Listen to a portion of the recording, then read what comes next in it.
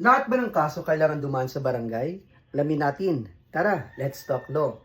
In the Philippines, meron po tayong tinatawag na Barangay Katarungan Law na sinasabing lahat po ng kaso ay kailangan dumaan sa barangay. However, the exceptions are the following. Number 1, if one or both of the parties are juridical persons. In other words po, corporation.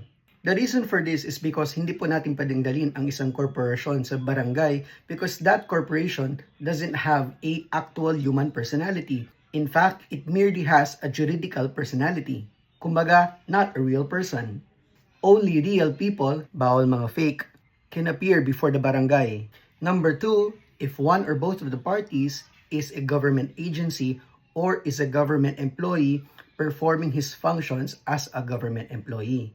Kumbaga, kung nagpa-file ka ng case sa isang particular person who is a government employee, because that person did a violation pero that is related to his job as a government employee, hindi na po kailangan dumaan sa barangay. Number 3, if the parties, the complainant and or the respondent does not reside in the same city or municipality. For example, if you're the complainant, you reside in Zamboanga City, the respondent resides in Basilan or in another place, hindi na po kailangan dumaan sa barangay. Number 4, labor dispute cases. If you're the employee and you have a complaint against your employer, hindi na po kailangan dumaan sa barangay.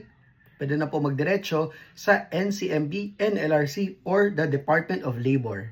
Number 5, cases that require immediate action. For example, there is a person who is in the custody of the police and the police are not revealing na saan po yung taong yon.